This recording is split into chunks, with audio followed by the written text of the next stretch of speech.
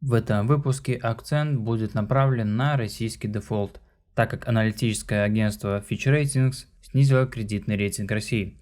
Также поподробнее углубимся в тему технического дефолта и как российское государство будет выплачивать долговые обязательства иностранным инвесторам. Друзья, приветствую вас снова всех на моем канале и как всегда не буду вас задерживать и переходим к теме. Итак, сейчас Россия находится на грани технического дефолта по своим долгам, поскольку рейтинговое агентство Fitch Ratings снизило кредитный рейтинг страны до уровня нежелательный. В моем предыдущем видео про дефолт рейтинг России составлял B, вы можете прочитать, что это означает, а сейчас это агентство понизило Россию до уровня C.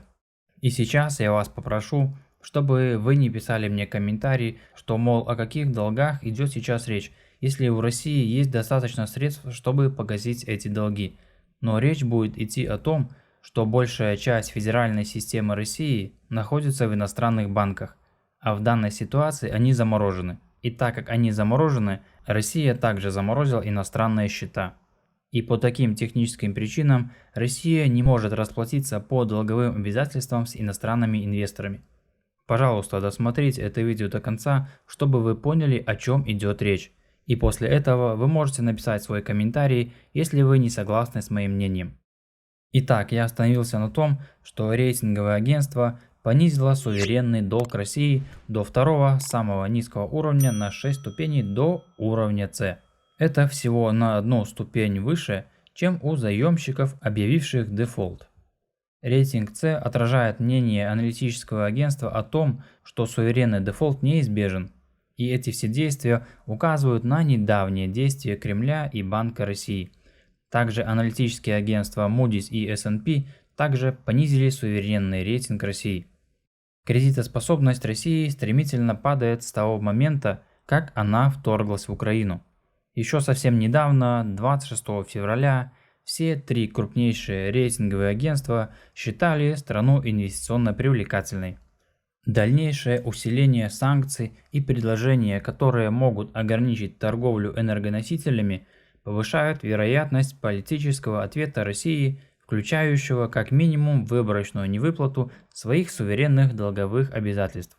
Санкции против России поступают каждый день и по сути обанкротили Россию.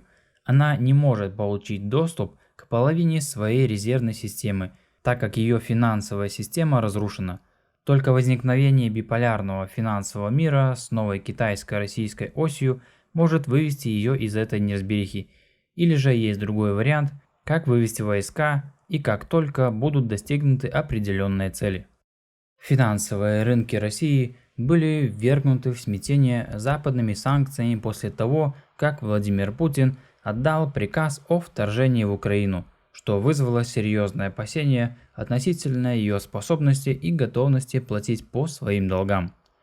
Санкции, безусловно, оказывают серьезное давление на Россию, и это делает технический дефолт более вероятным.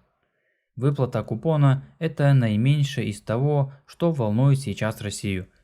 Если что, Путин, вероятно, увидит в этом возможность нанести финансовый ответный удар Западу.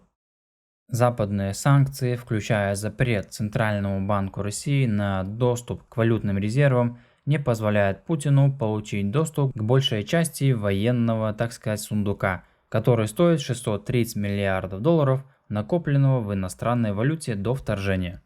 Сейчас Россия разрешила заемщикам производить выплаты по своим зарубежным долгам, но только в рублях и даже по облигациям в иностранной валюте, в то время как российский центральный банк фактически заблокировал купонные выплаты по наземным долгам иностранным держателям облигаций. Зарубежные инвесторы, как правило, сокращали долю России с 2014 года и введения санкций после захвата Крыма.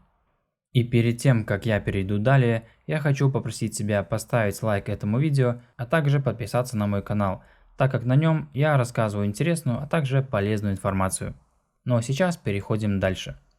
И сейчас по существу эффект пульсации может быть не столь значительным, хотя любой держатель российского долга может оказаться в большом убытке как по бумагам, так и по валюте, и в конечном итоге эти активы могут быть полностью списаны. Вопрос заключается в том, не произойдет ли так называемого заражения, если я могу так выразиться, поскольку институциональные инвесторы ликвидируют активы на других развивающихся рынках, чтобы покрыть любые убытки в России. И если же Россия не сможет произвести выплаты по своему долгу, это повысит вероятность первого крупного дефолта по суверенным облигациям страны с 1998 года. И поскольку Россия становится все более изолированной от мировой экономики, ей будет все труднее выплачивать свои долги внешним кредиторам. Однако не меньшее значение имеет и готовность России платить, поскольку выплаты по купонам и срокам погашения представляют собой утечку драгоценных долларов из экономики, где местная валюта стремительно падает. И хотя невозможно с уверенностью предсказать исход для России, низкие цены на российские активы свидетельствуют о долгосрочном экономическом ущербе, нанесенном российскому народу президентом Путиным, наряду с ужасающим насилием, которое он совершил над народом Украины. И дефолт страны по своим долгам может оказать негативное влияние на экономику других стран, особенно тех, которые имеют тесные финансовые связи. Ну и подведу коротенький итог. Дефолт чрезвычайно затруднит для России привлечение новых долговых обязательств, что будет иметь очень серьезные последствия для финансирования российского государства. Российской экономике грозит жесточайшая рецессия, дефицит товаров и потенциальная гиперинфляция, которая уничтожит сбережения как цену за вторжение в Украину. А хочу вам напомнить, что 16 марта Россия должна выплатить 107 миллионов долларов купонов по двум облигациям, хотя у нее есть 30-дневный льготный период для осуществления платежей. И на этом, если вам было интересно, а также полезно это видео, то не жалейте вашего лайка под видео и подписывайтесь на мой канал. Увидимся с вами в следующем видео. Всем пока!